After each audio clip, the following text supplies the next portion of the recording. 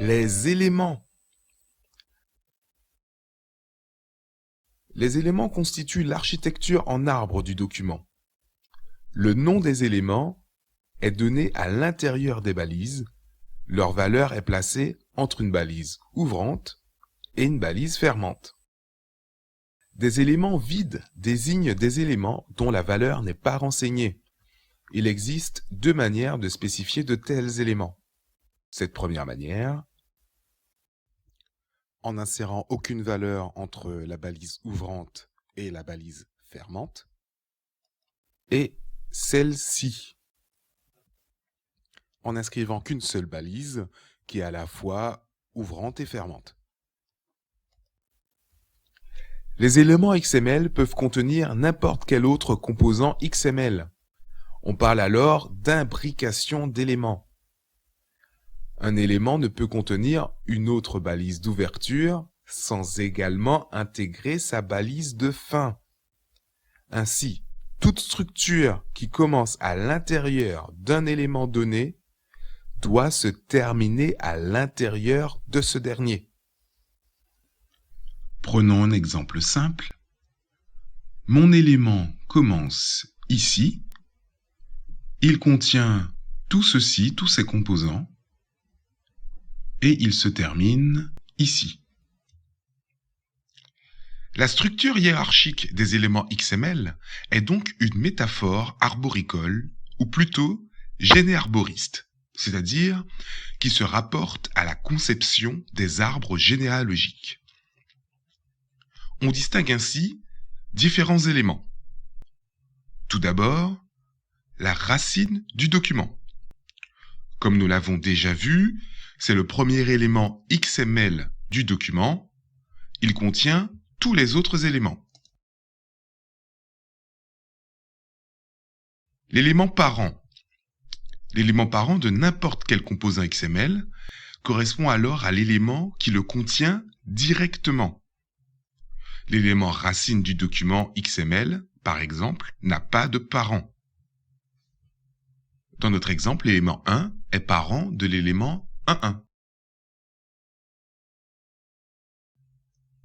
Un élément ancêtre correspond à un élément qui contient n'importe quel nœud, même si, entre eux, il y a d'autres éléments. L'élément racine, par exemple, est l'ancêtre de tous les éléments d'un document XML. L'élément 1 est un ancêtre des éléments 1,1,1 et 1,1,2.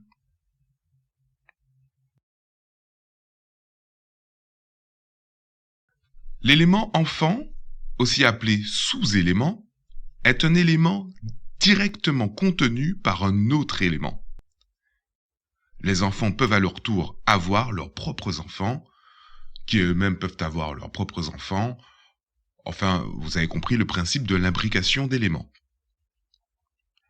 L'élément 1,1,1 est l'enfant de l'élément 1,1.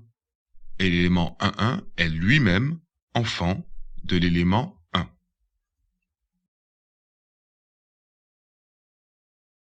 Un élément descendant correspond à n'importe quel élément contenu dans un autre élément. C'est l'inverse de l'élément ancêtre, en réalité. Aussi, tous les éléments XML sont des descendants de la racine.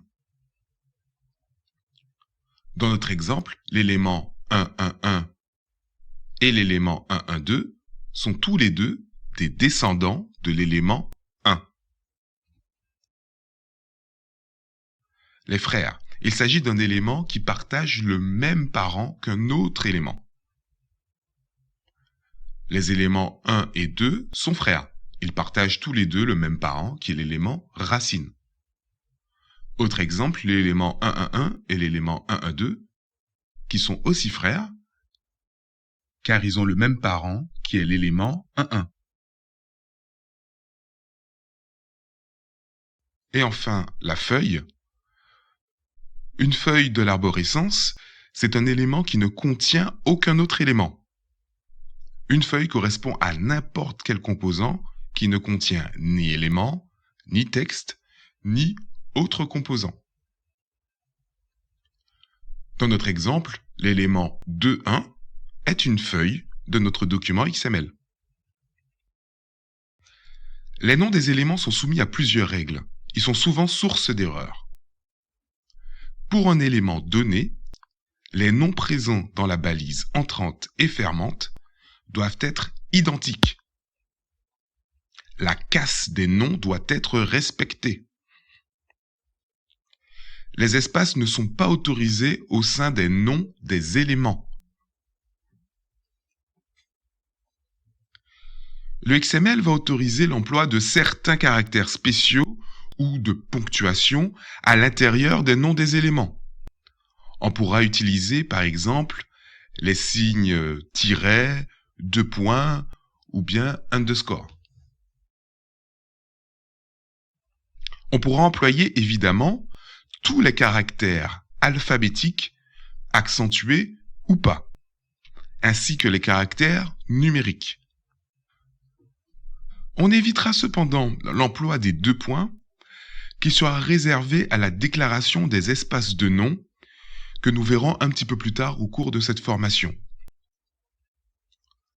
On évitera également les noms d'éléments commençant par la lettre X, par la lettre M ou par la lettre L. Vous savez, les trois lettres qui forment XML. En fait, ces trois lettres sont réservées au W3C pour des fins de normalisation du langage.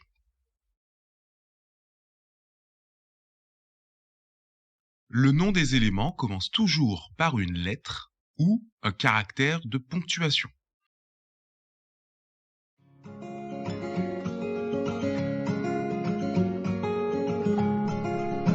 À vous de jouer maintenant. À l'aide de l'énoncé et de l'organigramme, rédiger une structuration en nœud.